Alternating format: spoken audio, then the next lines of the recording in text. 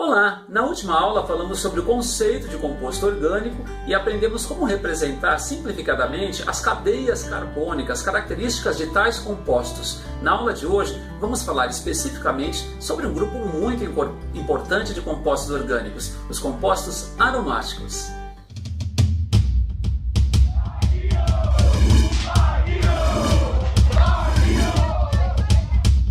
Os compostos aromáticos são assim chamados porque, obviamente, exalam um odor característico. O carvão, só para vocês terem uma ideia, é uma mistura complexa que contém, além do carbono grafite, como todos sabem, vários compostos chamados de aromáticos. Esses compostos podem ser formados nas combustões incompletas de combustíveis fósseis, por exemplo, carvão, gasolina e até na combustão do cigarro.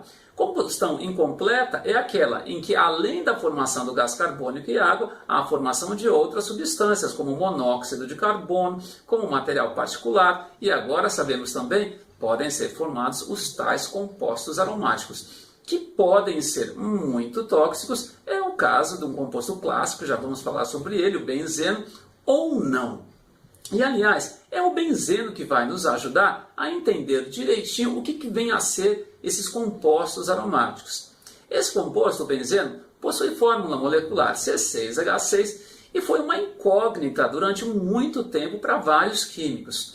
Em 1865, o Kekulé propôs uma estrutura cíclica com duplas e simples alternadas, como está aparecendo na lousa.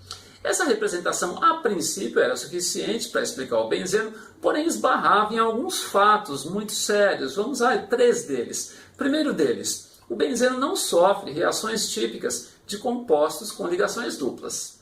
Então, como é que a dupla ligação pode estar presente nesse tipo de composto? Segundo fato importante, todas as ligações entre carbonos têm o mesmo comprimento de ligação intermediário ao comprimento de simples, que é uma ligação mais longa, e ao comprimento de dupla, que é uma ligação mais curta. De novo, aí um fato inviabilizando essa representação. Terceiro fato interessante, só existe um composto 1,2 de clorobenzeno. O que é isso? Se substituirmos dois hidrogênios de carbonos vizinhos do benzeno por dois átomos de cloro, pela representação do Kekulé, poderíamos ter dois compostos. Esses dois cloros poderiam estar ligados a dois carbonos unidos por uma ligação dupla ou dois carbonos unidos por uma ligação simples. E a prática mostrava que só um dos compostos existia de verdade.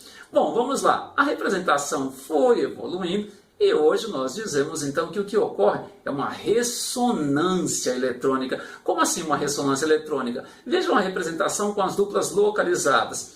Eu posso dizer de forma simplificada que essas duplas estariam então mudando de lugar a todo tempo. Daí eu obteria então uma ligação de comprimento intermediário entre ligação simples e ligação dupla. Dizemos que o benzeno é um híbrido de ressonância. E em função dessa deslocalização ou delocalização de ligações duplas, é que surge uma representação do benzeno com um ciclo no meio, para dar uma ideia de que, olha, as ligações são todas iguais e os comprimentos são, portanto, intermediários aos comprimentos de ligações simples e duplas. Essa delocalização ou deslocalização de ligações, na verdade, elas são atribuídas às ligações π, aquelas ligações onde a interpenetração dos orbitais eletrônicos se dá de maneira não frontal, mas lateral. Vamos dar uma lembradinha nesses conceitos. A figura que está aparecendo na lousa traz duas representações. A primeira delas, à esquerda, das ligações sigma, e a segunda das ligações π. Ligação sigma é aquela onde a interpenetração dos orbitais acontece frontalmente. Ligação dupla é aquela onde os orbitais eletrônicos estão dispostos em outro eixo. Daí que os átomos têm que se aproximar um pouquinho mais para que possa haver essa interpenetração, ou chamado overlap, o pessoal deve lembrar do primeiro ano aí, entre as ligações. No caso do benzeno, então, uma maneira de entender essa deslocalização é como se essas nuvens eletrônicas que estão no outro plano estivessem mudando de lugar o tempo todo, formando, como na próxima representação que vai aparecer aí na lousa, uma espécie de nuvem eletrônica acima e abaixo do plano onde estão as ligações químicas. Um desenho que lembra uma espécie de bolacha recheada. É como se o recheio fosse então o plano dos átomos e as bolachas em si, essas nuvens eletrônicas que estão acima e abaixo. Bom, como que a gente pode definir então os compostos aromáticos, né? Não posso falar simplesmente tem cheiro, tem aroma e aromático. Não, compostos aromáticos são aqueles que apresentam então aromaticidade, que decorre dessa deslocalização de ligações π. Os compostos aromáticos mais comuns são aqueles que possuem anel benzênico, ou seja, compostos benzênicos. E esses compostos podem ser mono ou polinucleares. E podem ser representados com as duplas localizadas, olha só que curioso, mas vamos lembrar que representação foi feita para simplificar a vida da gente, ou deslocalizadas, ou seja, com aquele círculo no meio. Nos próximos exemplos, eu vou colocar das duas formas para a gente se acostumar, uma vez que ambas são corretas. E uma notícia boa, a representação localizada, inclusive, é a mais utilizada, inclusive, em exames vestibulares. Vamos ao nosso primeiro exemplo. Naftaleno, composto que está representado, então, da maneira deslocalizada, é um composto polinuclear. E eu gostaria que vocês me dissessem, então, quantos carbonos existem no naftaleno e quantos hidrogênios existem no naftaleno.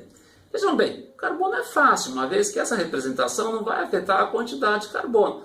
Mas vejam, onde existe um ciclo, eu posso imaginar então 3 duplas alternadas. Porém, cuidado no segundo ciclo. Essa dupla do meio pertence aos 2 ciclos, de forma que alternando então no ciclo da direita, teremos mais 2 ligações, como está aparecendo aqui no quadro.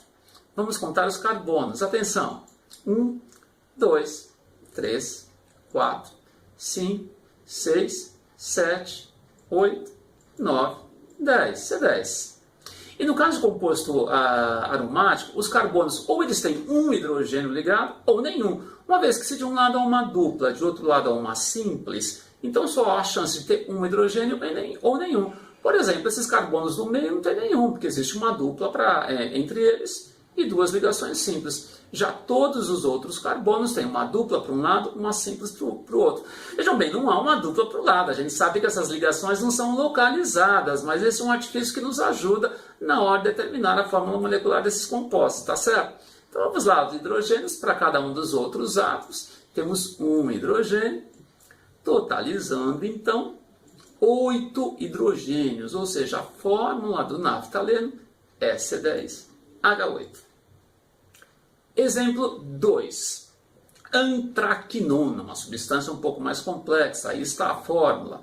É um composto também de 2 anéis aromáticos, porém os 2 carbonos do meio, onde estão ligados os oxigênios, não são aromáticos, ok? São só os 2 ciclos das extremidades, que são os 2 anéis benzênicos. Vamos lá, quantos carbonos? O carbono é fácil, não vai ser afetado em nada, né? Vamos lá. 1, 2, 3, 4, 5, 6, 7, 8, 9, 10, 11, 12 carbonos no total. Não, 14, perdão, carbonos no total. Vamos lá contar os hidrogênios então. Lembrando que se o carbono é aromático, ou tem um hidrogênio ou nenhum, certo? Acompanhando então. 1, 2, 3, 4, nenhum. Os do meio também nenhum, são carbonos trigonais planos, uma dupla para cima e 2 simples para os lados, o de baixo também. Finalmente, o último ciclo à direita, 5, 6, 7, 8, H8, e há, obviamente, 2 oxigênios. Não vamos esquecer daquilo que está mais evidente. É muito comum o aluno esquecer aquilo que está na cara, certo? Fórmula molecular, C14, H8, O2. E, finalmente, um último exemplo. Exemplo 3, a indantrona, que é a substância principal, o princípio ativo do pigmento azul de Cuba. Vamos lá então, muitos carbonos aromáticos e alguns não aromáticos. Dê uma pausa no vídeo e tentem determinar a fórmula molecular desse composto. Ok? 1, 2, 3, foi lá. Voltei agora. E aí, determinaram? Vamos lá contando então com calma. Se o desenho está bem feitinho, é só começar pela esquerda, de cima para baixo, como eu já mostrei na aula passada. Vamos lá então. 1, 2, 3, 4, 5, 6, 7, 8, 9, 10, 11, 12, 13, 14, 15, 16, 17, 18, 19, 20, 21, 22, 23, 24, 25, 26, 27, 28 carbonos. Agora, cuidado, para cada um deles vamos determinar o número de hidrogênios. Lembrando que se o carbono é aromático, ou tem um hidrogênio ou nenhum. A dica é a seguinte: se esse carbono aromático está no meio de uma espécie de Y, é porque não há nenhum hidrogênio. Uma das ligações é dupla, dizemos assim, o equivalente à dupla. Elas não estão localizadas, mas esse raciocínio novamente nos ajuda. Já se o carbono está no meio de um V, é porque existe um hidrogênio, sim, nesse carbono, como esses carbonos da esquerda. Vamos lá. 1, 2, 3, 4. Aqui está no meio de um Y, percebo. Embaixo também. Esses dois do meio, uma dupla para cima, duas simples para os lados. Não são aromáticos, mas também são carbonos trigonais planos. Aqui não e não. Finalmente, 5. Está explicitamente colocado, muita gente pula esse hidrogênio, cuidado. Seguindo, 6, 7, 8, 9, 10, de novo explicitamente, não vão esquecer esse, 11, 12, 13, 14. 14 hidrogênios. Agora há nitrogênios e oxigênios, ordem alfabética de símbolo, o N vem antes. Quantos nitrogênios temos? 1, 2, N2. E oxigênios? 1, 2, 3, 4. 4 oxigênios. Fórmula molecular C28H14N2O4. Então é isso. Não se esqueçam de fazer a tarefa, cujo endereço está na descrição do vídeo. E tendo alguma dúvida, deixa aqui nos comentários que eu tiro essa dúvida da melhor forma possível, está certo? Então é isso. Obrigado pela atenção e até a próxima aula. Tchau!